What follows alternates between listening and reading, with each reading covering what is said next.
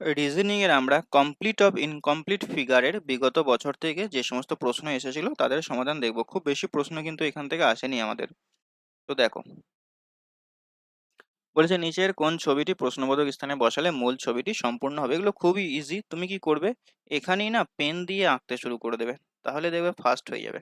এটা এখানে হলো, এটা বৃত্তটাকে এখানে করো।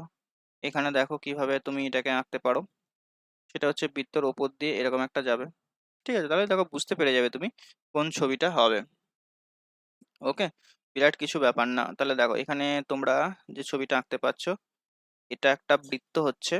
আচ্ছা, এটা একটু ঘুরিয়ে আবার করে দিয়েছে, ঘুরিয়ে লিখে দিয়েছে। এটা হলো, তারপর একটা বৃত্তের একটা কার্ভ হলো, তারপর একটা লম্বা দাগ হলো, যেটা এখানে হচ্ছে।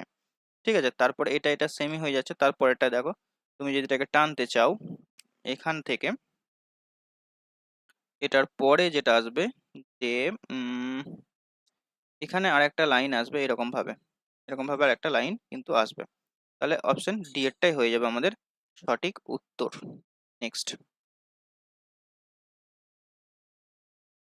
এখানটা কোথায় লুকিয়ে রয়েছে সেটা আমাদেরকে খুঁজে বের করতে হবে। ঠিক আছে, এখানে কোনটা কোথায় লুকিয়ে রয়েছে ভালো করে দেখো।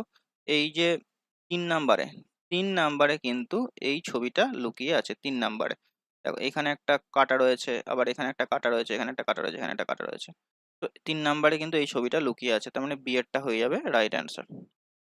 নেক্সট, এটাকে তুমি যদি কমপ্লিট করো তাহলে দেখো এখানে একটা এইভাবে লাইন আসবে, এটা এখানে যাবে, এটা এখানে যাবে। তাহলে লাইনটা দেখতে ঠিক হবে 3-এর মতো, 3-এর মতো হবে।